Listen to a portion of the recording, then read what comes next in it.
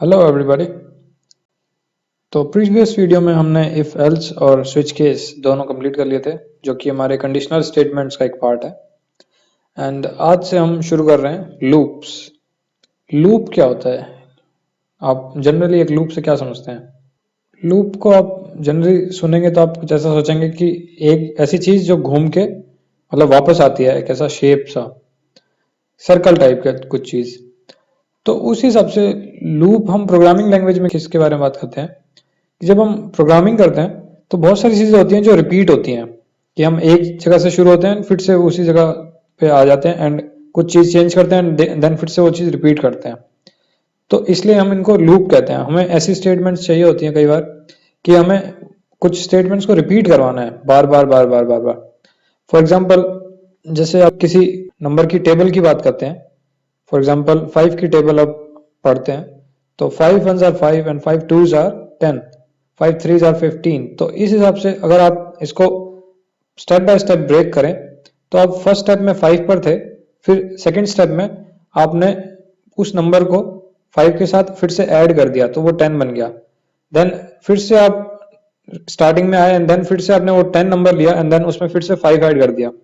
तो एक ये सीक्वेंस बन रही है कि आप बार बार उसमें 5 ऐड कर रहे हैं। तो ये चीज प्रोग्रामिंग की लैंग्वेज में इसको सिंप्लीफिकेशन करने के लिए हमने लूप्स बनाए हैं। अब लूप्स 3 टाइप के होते हैं, सी में भी ऐसे ही है एंड पीएचपी में भी ऐसे ही है। लूप 3 टाइप के लूप पढ़ते हैं हम। तो जो सबसे सिंपलेस्ट टाइप ऑफ लूप है वो होता है वाइल लूप, WHILE, वाइल, जैसे इंग्लिश का वर्ड है सेम वही। अभी हम सबसे पहले जो पढ़ने वाले हैं वो है फॉर लूप। फॉर लूप क्या करता है? फॉर लूप का सिंटेक्स कुछ ऐसा है, फॉर, FOR, फॉर लिखेंगे आप, नॉट FOUR, वो वाला नहीं, फॉर, FOR। तो एक फंक्शन के जैसे ही इसमें भी राउंड ब्रैकेट्स लगेंगे एंड इस राउंड ब्रैकेट्स के बीच में आपको 3 एक्सप्रेशन लिखने हैं, एक्सप्रेशन या स्टेटमेंट आप कह सकते हैं। तो ये 3 एक्सप्रेशन जो होंगे, फर्स्ट एक्सप्रेशन होगा जो हर फॉर लूप में चलेगा ही चलेगा। तो एक एग्जांपल के तौर पे हम इसको लिख सकते हैं कि हम कोई वेरिएबल असाइन कर देते हैं कि i इज इक्वल टू 0 कर दिया हमने एंड यहाँ पर देखिए आप, मैंने सेमीकोलन भी लगा दिया है। सेमीकोलन लगा दिया है, उसके बाद आप फिर से एक और स्टेटमेंट लिखेंगे जो कि फॉर लूप की ट्रुथ स्टेटमेंट होती है। ट्रुथ स्टेटमेंट का मतलब है कि फॉर लूप तभी चलेगा जब अब जो आप स्टेटमेंट लिखने वाले हैं वो ट्रू होगी। तो ट्रू होगी या फॉल्स होगी, फॉल्स होती है फॉर लूप खत्म हो जाता है। तो एग्जाम्पल के तौर पे मैं इसको ऐसा लिख सकता हूँ, i लेस देन 5, कि मतलब 5 से छोटा है या नहीं है। तो ये अगर जैसे ट्रू होगा तो फॉर लूप चलेगा। चलेगा का मतलब है कि यहाँ पर हम अभी स्टेटमेंट्स लिखने वाले हैं बहुत सारी, तो वो सारी एग्जीक्यूट होगी।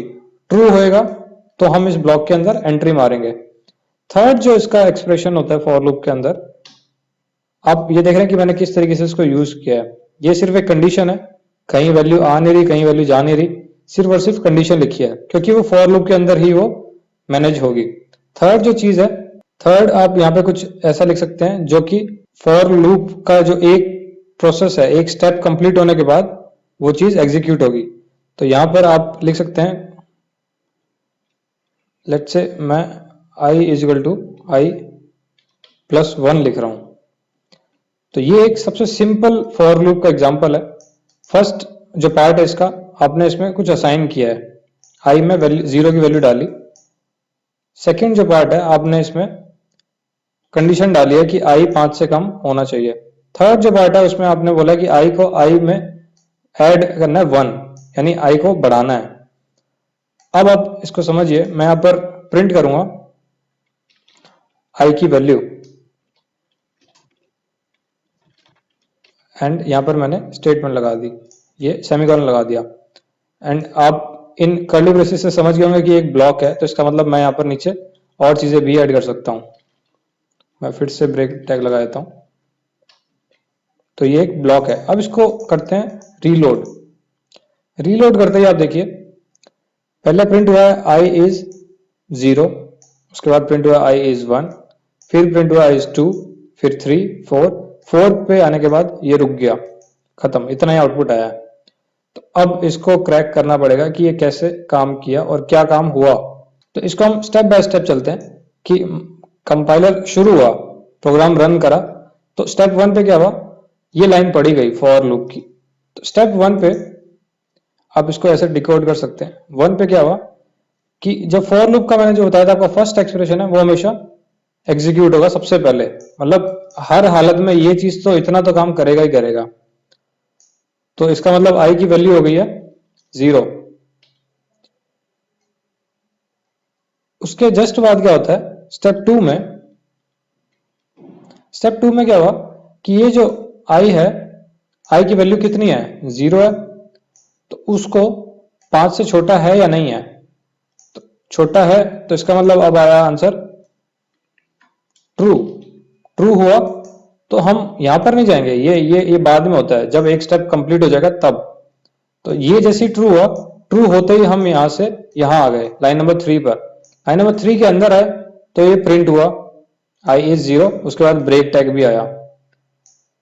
ठीक है, जैसे ये चीज फिर से कंप्लीट हुई, यानी ये ब्लॉक बंद हुआ, लाइन नंबर 6 पर आए, 6 पर आते ही हम 7 पर नहीं जाएंगे, 7 की जगह हम जाएंगे सीधा 2 पर वापस। तो 2 पर जैसे ही गए तो अब की बार क्या होगा कि ये वाला जो पार्ट था एक्सप्रेशन 1, ये सिर्फ और सिर्फ एक लूप में एग्जैक्टली एक ही बार रन होता है। जो चीज आपने फर्स्ट पार्ट में लिखी है वो सिर्फ और सिर्फ एक ही बार चलेगी, उसके बाद कभी भी नहीं चलेगी। एंड वो एक बार चलेगी ही चलेगी, कोई कंडीशन ही नहीं है उसमें, अनकंडीशनली वो चलेगी।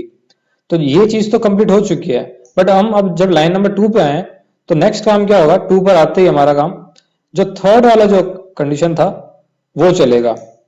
थर्ड वाला पार्ट क्या कहता है कि आई की वैल्यू बढ़ा दी जाए 1 से। तो आई अब जो थर्ड पार्ट हुआ स्टेप 3 में, आई हो गया अब आपका 0 से लेके अब हो गया 1, आई में वैल्यू आ गई है 1। 1 जैसी आया उसके बाद ये यहां पर इसने जंप मारी। अब ऐसे समझिए,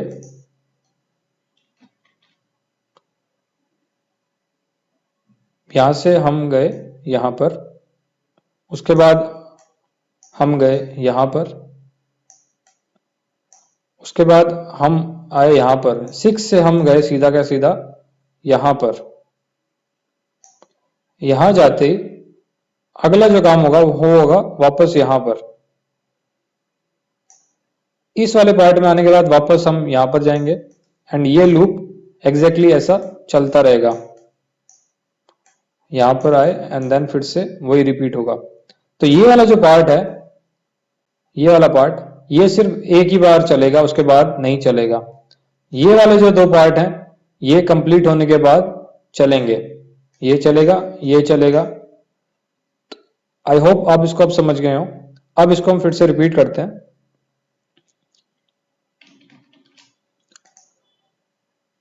अब ये हमारा एग्जीक्यूट हो चुका था, उसके बाद ये कहां जाना था, इस वाले पार्ट पर। तो अब ये चेक किया कि क्या 1 5 से कम होता है, ट्रू है, ट्रू है तो भाई वापस इसके अंदर आए एंड फिर से प्रिंट हुआ, तो प्रिंट हुआ।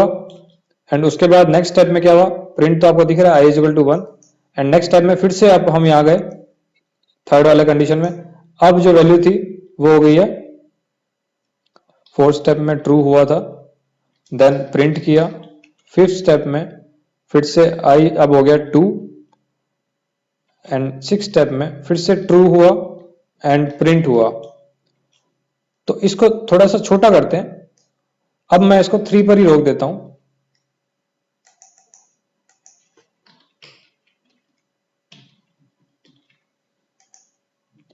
अब हम लाइन नंबर 12 पर देख रहे हैं कि आई की वैल्यू थी 2 थी तो ये प्रिंट हुआ, प्रिंट हुआ तो ये प्रिंट हो गया, आई इज इक्वल टू 2 आ गया।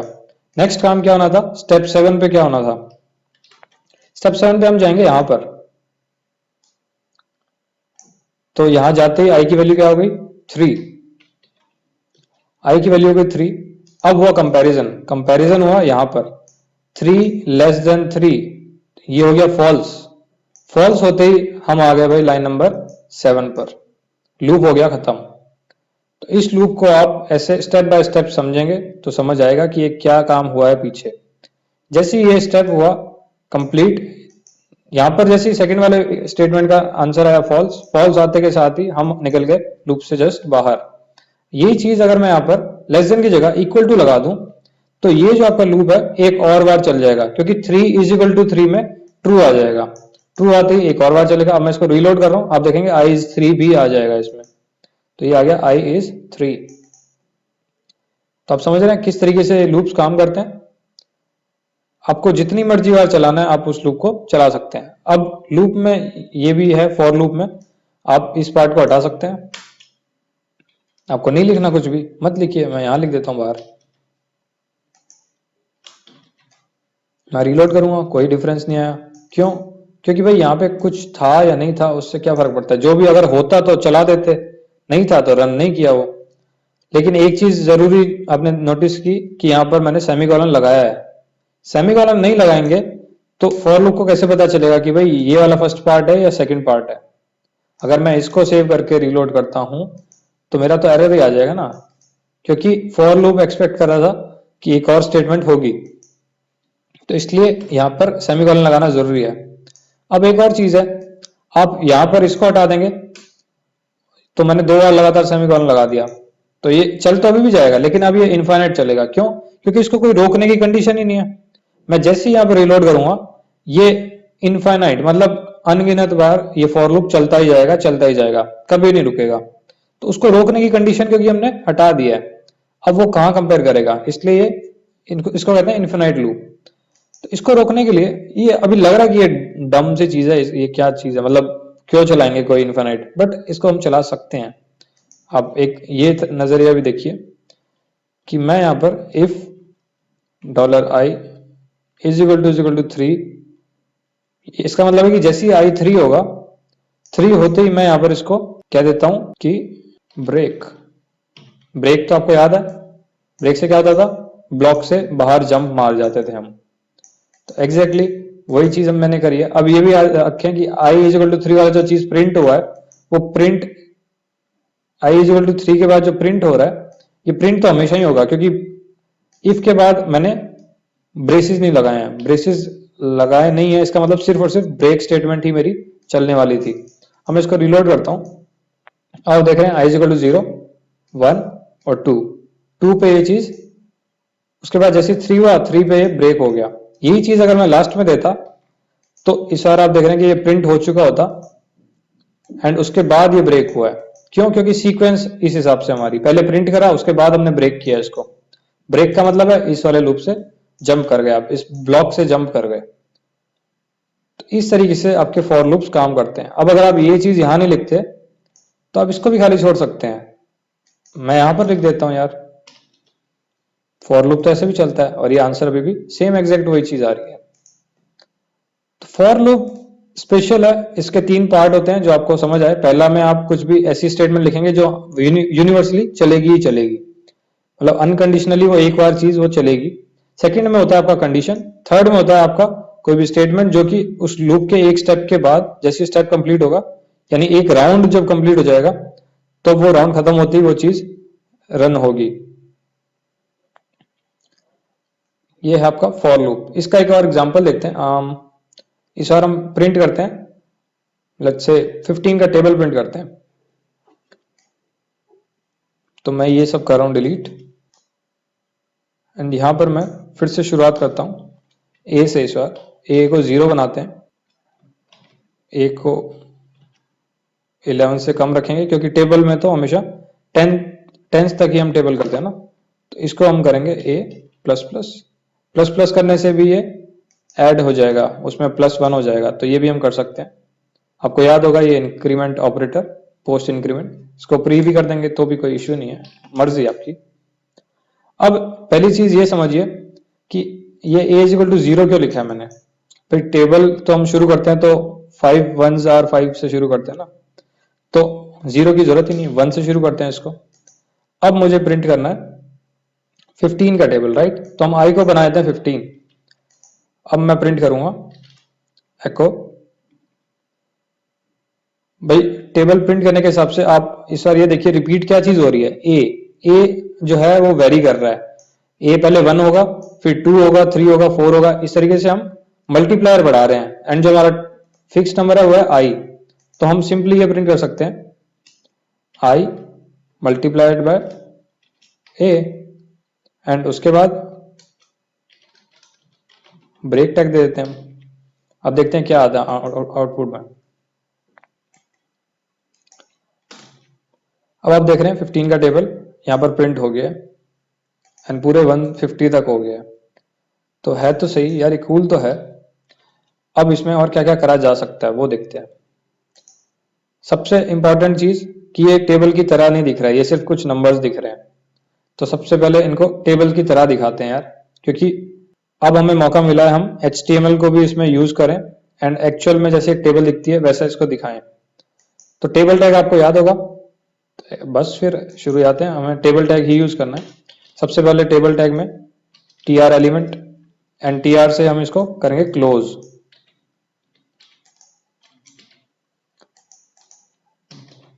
td के अंदर क्या आता है, पहला होता है कि आपका नंबर आए, तो उस नंबर के लिए हम यहाँ पर td $i देन td और यहाँ पर मल्टीप्लाई का साइन भी लगा देते हैं। नेक्स्ट में क्या आएगा, नेक्स्ट में आपका आएगा a। अभी तक इसको प्रिंट करके देखें क्या आंसर आता है। देखिए लग रही है टेबल, अब लग रही है, मुझे तो लग रही है। अभी हम इस कर रहे हैं इक्वल टू का साइन, इक्वल टू का साइन लगा देते हैं एंड एक बॉर्डर लगा देते हैं इसमें। तो हमने HTML CSS तो सीख ही लिया है, अब इसको अच्छे से कंप्लीट करते हैं। इक्वल टू का साइन मिसिंग है तो यहाँ लगा देते हैं इक्वल टू, या इसी में यहाँ लगा देते हैं। ये आ गया पूरा का पूरा आपका टेबल। एक स्पेस और चल लगा देते हैं, लग रहा है परफेक्ट। स्टार्टिंग में अब मुझे सिर्फ टेबल टैग स्टार्ट करना है, तो मैं यहाँ टेबल टैग स्टार्ट कर देता हूँ। ये हो गया आपका टेबल रेडी। हमने कुछ गलत किया क्या? ओके, हमने इसको तो टेबल TD टैग के अंदर नहीं डाला ना, ये हमारी गलती रह गई।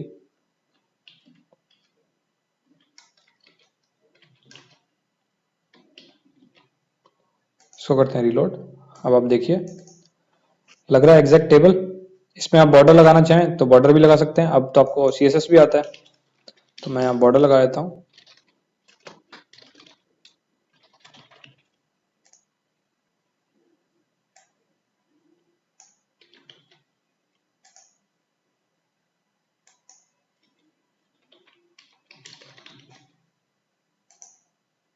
ये आ गया हमारा टेबल रेडी है। अब हिसाब से तो यहाँ पर तो कोई आने नहीं चाहिए था बॉर्डर, X के बाद तो सिर्फ और सिर्फ यहाँ आना चाहिए था एक, या फिर हर रो के नीचे आना चाहिए था।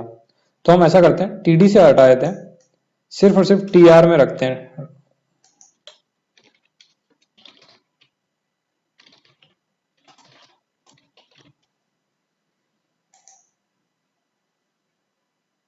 TR का बॉर्डर नहीं आ रहा है, नो प्रॉब्लम।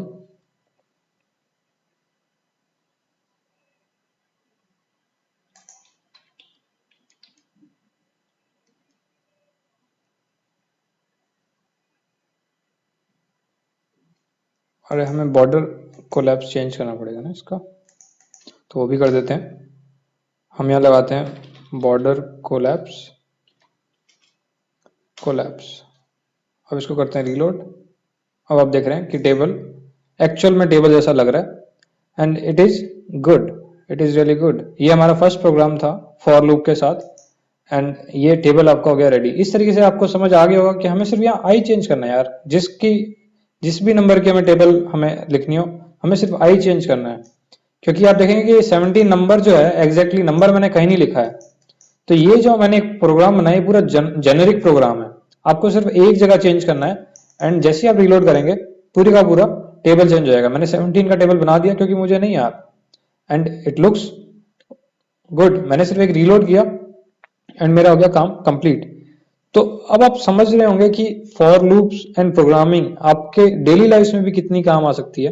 क्विकली आप बहुत सारे टास्क होते हैं जो आपको कुछ कंप्यूटेशन हो गई हो, चाहे किसी भी चीज से रिलेटेड हो, आपको प्रोग्रामिंग अगर आपको अच्छे से आती है तो आप उसको बहुत जगह यूज कर पाएंगे एंड आपको कहीं ना कहीं आपकी डेली लाइफ में भी प्रोग्रामिंग हेल्प करेगी, क्योंकि बहुत सारी प्रॉब्लम्स के जो सॉल्यूशंस होते हैं वो एल्गोरिदम बेस्ड होते हैं। अगर आप एक चीज को करने का एक तरीका ढूंढ लें तो वो चीज आप कर भी सकते हैं। तो बेसिकली प्रोग्रामिंग अप्रोच से आपको एल्गोरिदम्स अच्छे से समझ आते हैं कि एल्गोरिदम किसी चीज को करने का जो प्रोसीजर है वो कैसे बना सकते हैं आप। तो ये हुआ आपका सिंपल सा टेबल का एग्जांपल। अब हम चलते हैं अपने नेक्स्ट लूप की ओर। फॉर लूप की प्रैक्टिस आप लोगों को करनी पड़ेगी, और तो इसके लिए आपको असाइनमेंट में एग्जांपल के तौर पे मैं आपको बता सकता हूँ कि आप बना सकते हैं इससे फैक्टोरियल या फिर फिबोनाची सीरीज। फिबोनाची सीरीज क्या होती है? फिबोनाची सीरीज आपका सिंपल एक अरिथमेटिक सीरीज है जिसमें जो नेक्स्ट आपकी जो टर्म होती है वो प्रीवियस दो टर्म्स का सम होती है। तो अगर आप इसको 1 से शुरू करें एंड नेक्स्ट नंबर 1 अज्यूम करें, क्योंकि यहां पर आप मान लीजिए 0 था, तो आप इसको इस तरीके से देखिए कि 0 और 1 का सम क्या होता है? 0 और 1 का सम होता है 1, यानी 0 प्लस 1 होता है 1। एंड अब आप इन दोनों लास्ट दो नंबर्स को ऐड करिए तो 1 प्लस 1 क्या होता है? 2। अब आप इन दो नंबर्स को ऐड करिए तो 1 प्लस 2 क्या होता है? 3। आप इन दो नंबर्स को ऐड करिए तो 2 प्लस 3 होता है 5। 5 और 3 होता है 8। 8 और 5 होता है 13। फिर आपका आएगा 21, फिर 34, 55, 89 एंड 144। इस तरीके से आप अपनी सीरीज को आगे बढ़ा सकते हैं। इस सीरीज को, ये जो नंबर्स का जो आपकी सीरीज चल रही है, इस सीरीज को हम कहते हैं फिबोनाची सीरीज। फिबोनाची सीरीज का प्रोग्राम आप फॉर लूप के थ्रू बना सकते हैं, जिसमें आप एक नंबर मान के चलेंगे कि आपको कितने टर्म्स तक चाहिए, कितनी सीरीज आपको चलानी है, कितनी लंबी चाहिए। तो लेट्स से आपको इस सीरीज के 15 नंबर दिखाने हैं, तो 15 नंबर दिखाने के लिए आप अपने लूप को 15 बार चला सकते हैं एंड एक जगह आप ये जो रिजल्ट है इसको स्टोर कर सकते हैं, यानी प्रीवियस वाले रिजल्ट को स्टोर कर सकते हैं एंड देन उन दोनों प्रीवियस रिजल्ट्स को आप ऐड करके फिर से उसको आउटपुट करा सकते हैं। तो इस तरीके से आप फिबोनाची सीरीज बना सकते हैं। फैक्टोरियल का बता देता हूं आपको, फैक्टोरियल का भी एग्जांपल कर सकते हैं। फैक्टोरियल क्या होता है? मैथमेटिकली फैक्टोरियल अगर आप किसी एक नंबर का कर रहे हैं तो उसके फैक्टोरियल का मतलब है कि आप उस नंबर के बराबर या फिर उससे छोटे जितने भी पॉजिटिव इंटीजर्स हैं उन सबको मल्टीप्लाई कर रहे हैं आपस में। तो एग्जांपल के तौर पर अगर आपको बोले कोई कि 6 का फैक्टोरियल क्या होता है, फैक्टोरियल, तो आप ऐसे कैलकुलेट करते हैं उसको कि 6 into 5 into 4 into 3 into 2 into 1, ये होता है आपका 6 का फैक्टोरियल एंड इसकी वैल्यू होती है 720। 6 फैक्टोरियल इज 720। फैक्टोरियल को मैथमेटिकली आप इस तरीके से डिनोट करते हैं एक्सक्लेमेशन मार्क लगा के। तो 6 एक्सक्लेमेशन मार्क का मतलब है 6 का फैक्टोरियल। ऐसे ही आप 5 का फैक्टोरियल बना सकते हैं। 5 का फैक्टोरियल आपका हो जाएगा 120 एंड कितने भी नंबर्स का आप बना सकते हैं। तो अब ये जो प्रोग्राम है इसमें आप एक चीज देखेंगे कि नंबर 5 है उसके छोटे आपको हर एक के नंबर निकालने हैं एंड सारे जितने भी छोटे नंबर्स हैं उनको आपस में मल्टीप्लाई करना है। तो ये काम आप फॉर लूप से बहुत आसानी से कर सकते हैं। तो ये एक तरीके से आप अपना असाइनमेंट समझिए, प्रैक्टिस सेशन समझिए। आप फैक्टोरियल का एक कोड बनाइए कि कैसे आप, मान लीजिए आपको इनपुट में सिर्फ एक नंबर दिया जाएगा, लेट्स से मैंने आई यहां पर लिख दिया 8, तो इसका मतलब है कि आपको 8 का फैक्टोरियल निकालना है एंड आप उसको पूरी कैलकुलेशन यहाँ पर दिखा के फैक्टोरियल बना सकते हैं।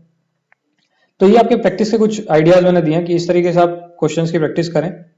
ऐसे बहुत सारे क्वेश्चंस आपको ऑनलाइन मिल जाएंगे, तो आप गूगल करके और पता कर सकते हैं कि कैसे कैसे फॉर लूप्स की आप और प्रैक्टिस करें। फॉर लूप की हम और प्रैक्टिस करेंगे, उससे पहले हम देखते हैं और अलग अलग टाइप के लूप्स। तो ये फॉर लूप हुआ यहाँ पर कंप्लीट, प्रैक्टिस हम इसकी बाद में करेंगे। न्यू फाइल में चलते हैं हम। अब इसमें हम बात करेंगे व्हाइल लूप की।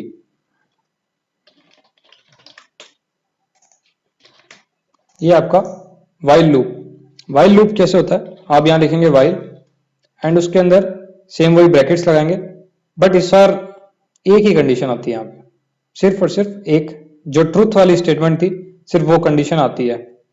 तो कंडीशन के लिए सिंपली यहाँ पर जैसे हमने फॉर का जो मिडिल पार्ट था सेम वही यहाँ पर वाइल के अंदर हम लिखेंगे। इसको मैं लिख सकता हूँ आई लेस देन 5। तो स्टार्टिंग के लिए आई की कुछ वैल्यू होनी भी चाहिए, मैं यहाँ पर 1 लिख देता हूँ। एंड सेम जैसे बस ये वाइल हो गया, इसके अंदर आप ये लिखेंगे। दैट्स इट, वाइल लूप इतना ही होता है। ये सबसे सिंपल लूप है। अब इसमें आपको जो इंक्रीमेंट वाली जो कंडीशन थी वो आप इस लूप के अंदर ही डाल सकते हैं। तो कुल मिला के जो हमने फॉर लूप के अंदर जो चीजें हटाई थी, सेमीकोलन से पहले वाली चीज, सिर्फ और सिर्फ जब 2 सेमीकोलन उसमें बचे थे, तो उसी को ट्रांसफॉर्म करके ही हम वाइल लूप भी बना सकते हैं। तो वाइल लूप के लिए अब मैं एको कर रहा हूं,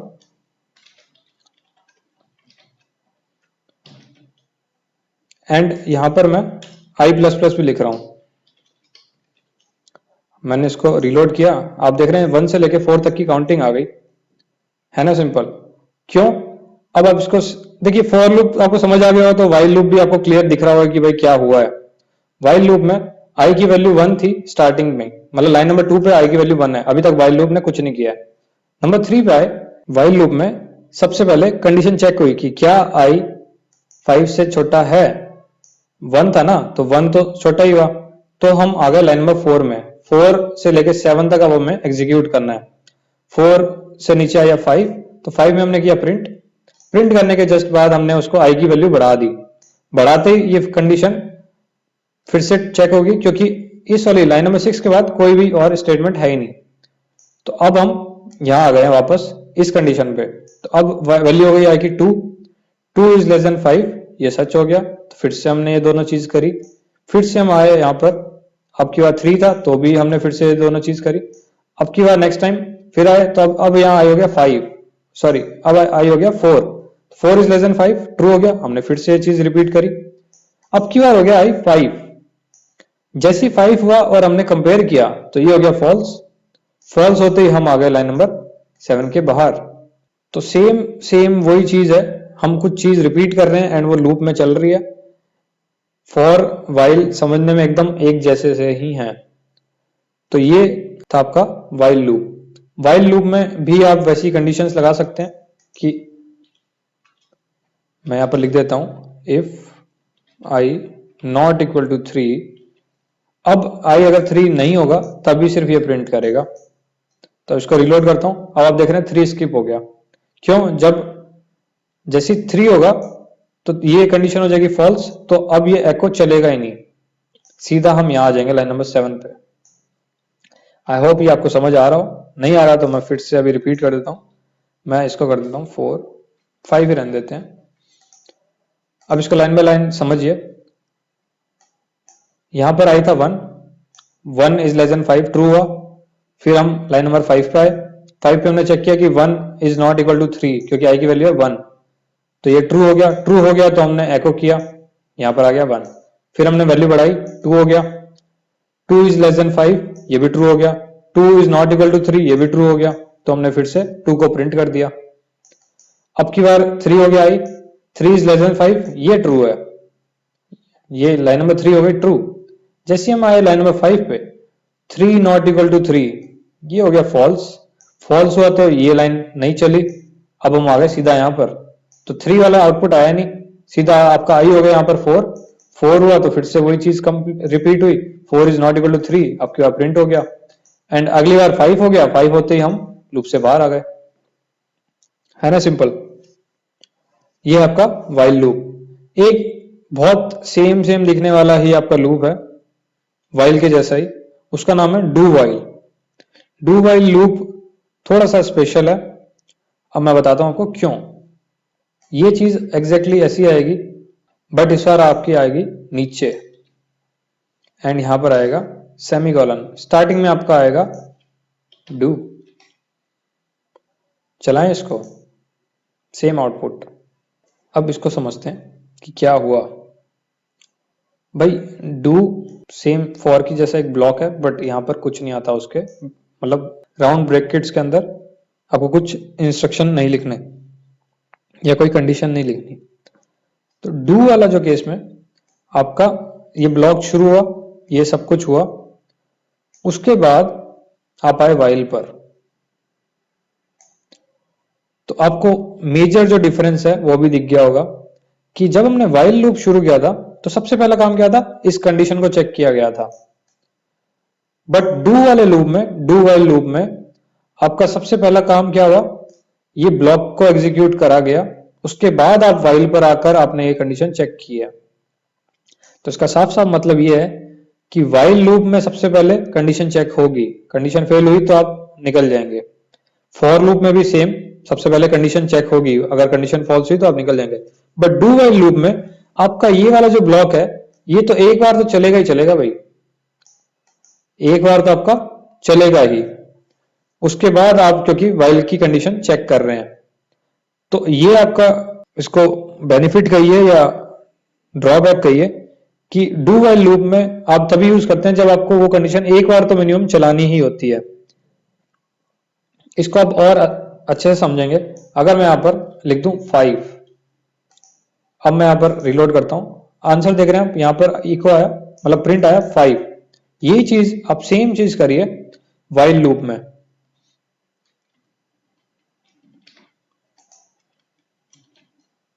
मैं इस बार यहां पर लिख रहा हूं 5, डू की जगह मैं यहां पर व्हाइल लूप लगा रहा हूं।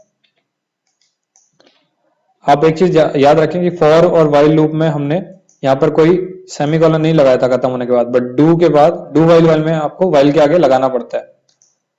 सेम चीज है, सेम कहानी चल रही है, दोनों लूप्स में एग्जैक्टली सेम कोड है। इनिशियल भी हमने सेम रखे हैं, आई में 5 वैल्यू है, कंडीशन भी सेम है। बट अब आउटपुट देखते हैं क्या होता है। आउटपुट आया नहीं यार, सेकंड वाले में आउटपुट ही नहीं आया। क्यों? क्योंकि ये कंडीशन पहले ही फेल हो गई थी, तो हम सीधा सीधा आ गए लाइन नंबर 20 पे। मैं आपके लिए थोड़ा इजी बना देता हूं।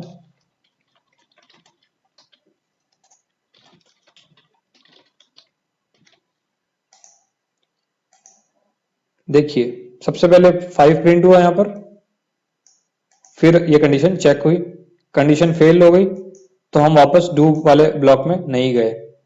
फिर ये प्रिंट हुआ लाइन नंबर 11 वाला, आ गया आपके सामने। उसके बाद हम वापस लाइन नंबर 13 पे आए, ये कंडीशन हो गई फेल, तो हम सीधा जंप कर गए लाइन नंबर 18 के बाद, जो कि है लाइन नंबर 19। 19 पे इसने प्रिंट किया आई एम एट एंड। तो कुल मिला के ये है डिफरेंस डू वाइल और वाइल लूप का, या डू वाइल या फॉर लूप का, क्योंकि फॉर लूप भी एग्जैक्टली वाइल लूप के जैसे ही चलता है। बट डू वाइल एक स्पेशल केस है जिसमें डू ये वाला जो केस है वो एक बार तो मिनिमम चलेगा ही चलेगा, बाकी सारा काम एग्जैक्टली सेम है। तो ये आपका लूप्स आपके यहीं खत्म होते हैं। तो एक एग्जांपल हम करते हैं, तो हम एक सिंपल सा प्रोग्राम लेते हैं जिसमें हम 2 के पावर्स प्रिंट करने वाले हैं। मैं इसको सेव कर लेता हूं, पावर्स ऑफ 2।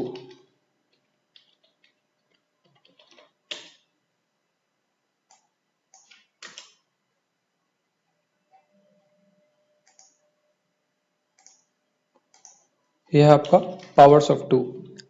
इसमें हम क्या करेंगे, एक नंबर लेते हैं a इज इक्वल टू 2।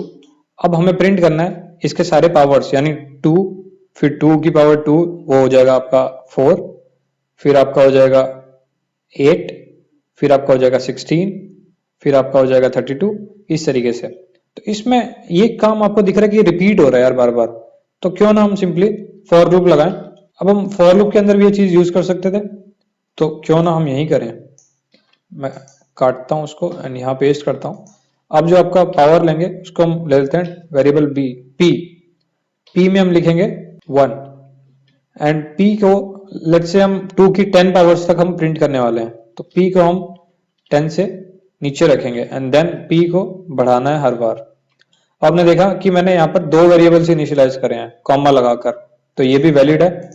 तो इसका मतलब जैसे ही फॉर लूप शुरू होगा ये दोनों काम तो पक्का होने वाले हैं, ए में 2 जाएगा एंड पी में 1 जाएगा। अब हम लगाते हैं ब्रैकेट्स, ब्रैकेट्स लग गए हैं। अब हमें क्या कैलकुलेट करना है, a into p, sorry a raise to the power p. तो a raise to the power p, हमें याद है एक्सपोनेंशिएशन ऑपरेटर था हमारे पास, डबल मल्टीप्लाई वाला, तो हम वो यूज करने वाले हैं। तो हम यहां पर प्रिंट करेंगे echo a into into p, and obviously break तो हमें चाहिए ही होगा, ब्रेक टैग लगा दिया। अब मैं इसको करूंगा रिलोड। आप देख रहे हैं कितनी आसानी से हमने 2 की पावर्स प्रिंट कर ली सारी की सारी, 2 4 8 16 ऐसे करके हम 10 से नीचे तक पहुंच गए। अगर 10 के बराबर तक चाहिए था तो हम ये कर सकते थे। अब 1024 भी आ गया। आपको और पावर्स चाहिए, आप यहाँ पर 20 लिख दीजिए, सिंपल। देखिए सारे के सारे नंबर्स आपके आपके सामने हैं। तो ये एकदम सिंपल सा तरीका था कैसे हमने एक्सपोनेंशिएशन ऑपरेटर यूज किया एंड हमने 2 की पावर्स प्रिंट करी। आई होप आपको पावर्स कैलकुलेट करना आता है। इसमें 16 का मतलब है 2 इंटू 2 इंटू 2 इंटू 2, यानी 2 को खुद से ही मल्टीप्लाई करना है 4 बार, क्योंकि ये है 2 की पावर 4। एक और हम सिंपल सा प्रोग्राम लेते हैं जो कि फॉर लूप से हम करेंगे, या वाइल लूप से भी कर सकते हैं। ऐसा कोई, आपको पता ही है कि वाइल और फॉर में ज्यादा डिफरेंस नहीं है। वाइल के लिए आपको अगर ऐसी स्टेटमेंट्स है इनको पहले लिखना पड़ेगा, एंड जो एंडिंग वाली, ये जो इंक्रीमेंट वाली है आपकी या डिक्रीमेंट वाले कोई से भी ऑपरेशन है वो वाइल लूप के अंदर लिखने पड़ेंगे। तो it's one and the same thing, बस थोड़ा सा फॉर्मेट का डिफरेंस है। तो हम नेक्स्ट प्रोग्राम लेते हैं, print first n numbers and their sum।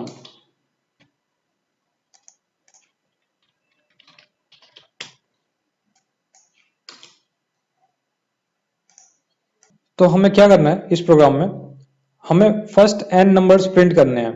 n का मतलब है कि n कोई एक नंबर होगा, लेट्स से 15 है, तो हमें 1 से लेके 15 तक वो नंबर प्रिंट करने हैं एंड देन हमें उसका सम आउटपुट करना है कि 1 से लेके 15 तक के नंबर्स को अगर हम ऐड करें तो उनका सम कितना आएगा, यानी टोटल कितना आएगा एडिशन के बाद। तो इसके लिए हम सबसे पहले तो n हमें नंबर चाहिए होगा, कितने तक चाहिए। लेट्स से हम स्टार्टिंग के 10 नंबर्स को हम ऐड करेंगे। तो अब यहां पर हम लगाते हैं फॉर लूप, उसके अंदर हम लिखेंगे i एंड उसके बाद हम लिखेंगे i को हम किससे छोटा रखें, n से छोटा रखेंगे, क्योंकि n है इस बार 10, हमें 10 बार करना है तो 10 बार चलाएंगे एंड i को ही ऐड करते रहेंगे प्लस प्लस लगा के। अब हमें एको क्या करना है, i को, क्योंकि फर्स्ट n नंबर्स तो वही हैं,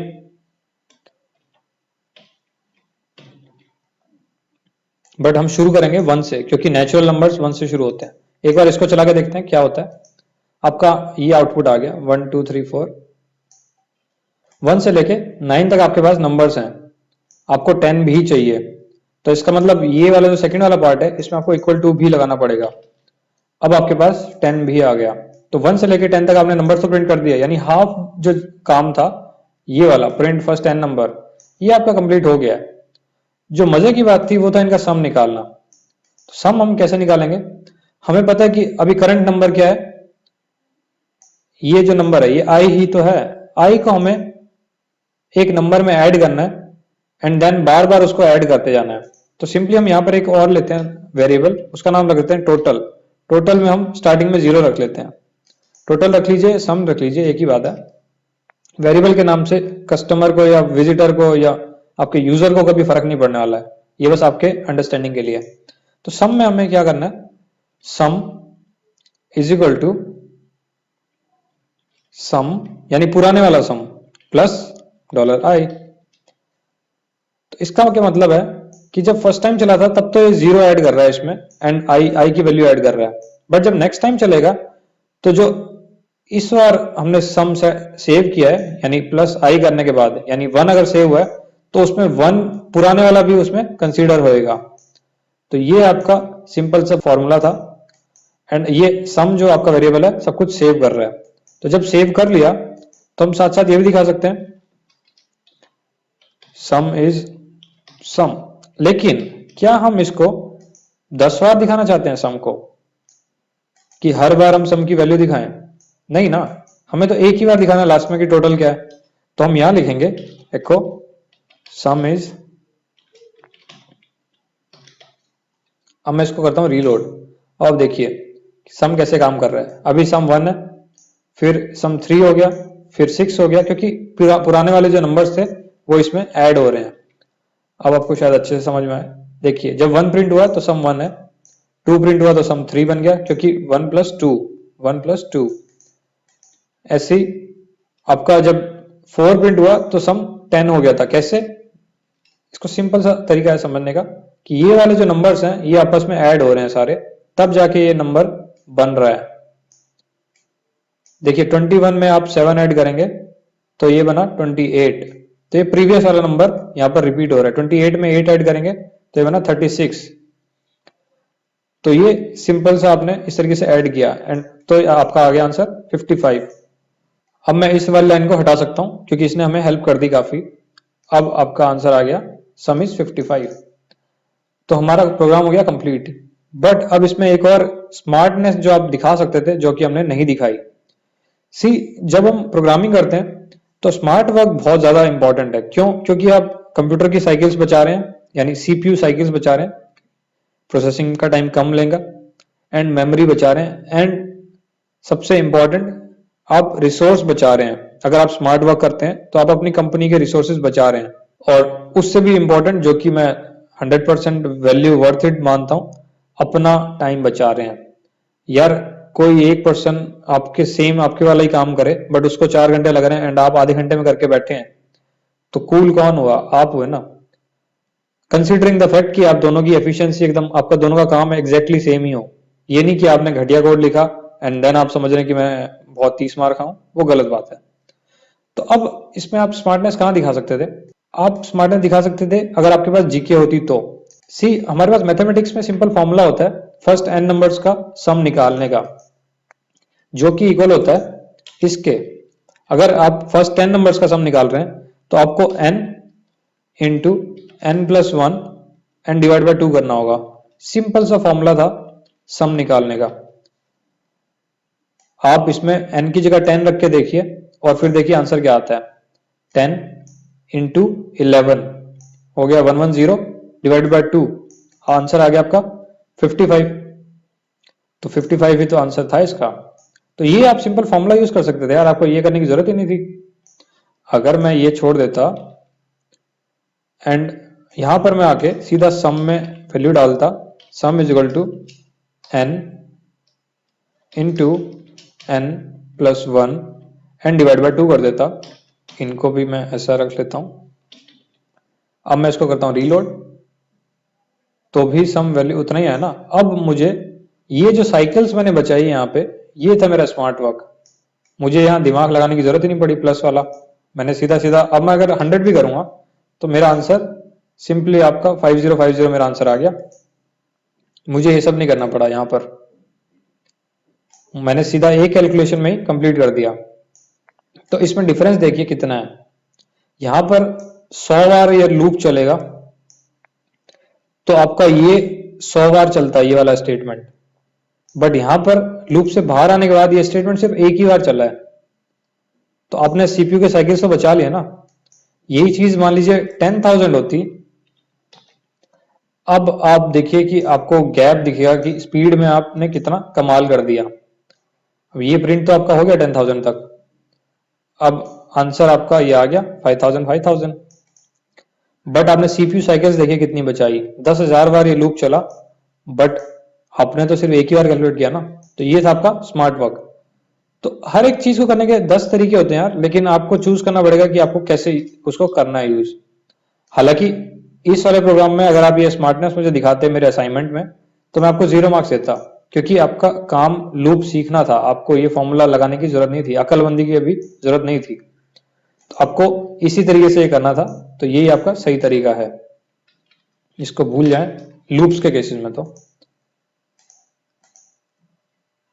तो ये हुए आपके लूप्स। अब यार लूप्स में सबसे ज्यादा प्रैक्टिस जरूरी है, एंड प्रैक्टिस जब तक नहीं करेंगे तो लूप्स के साथ आप हैंड ही नहीं हो पाएंगे। मतलब आंख बंद करके भी आप लूप्स का सोच पाएंगे क्या लूप लगाना है, वो ही एक्सपर्टनेस है। तो आप प्रैक्टिस करिए बहुत सारे क्वेश्चंस की। मैं क्वेश्चंस का एक पूरा सेट दे देता हूं आपको, मेरे कुछ नोट्स भी हैं तो मैं वो भी शेयर कर दूंगा। तो आप वो अगर वो बनाएंगे तो आपके लिए, अगर वो सारे क्वेश्चंस आप सॉल्व कर लेते हैं तो आपके लिए काफी इजी रहेगा वो, मतलब प्रैक्टिस अच्छे से हो जाएगी एंड देन आपको प्रोग्रामिंग करना थोड़ा इजी हो जाएगा। सो दिस इज इट, इस वीडियो के लिए इतना ही। मिलते हैं नेक्स्ट वीडियो में। Thank you.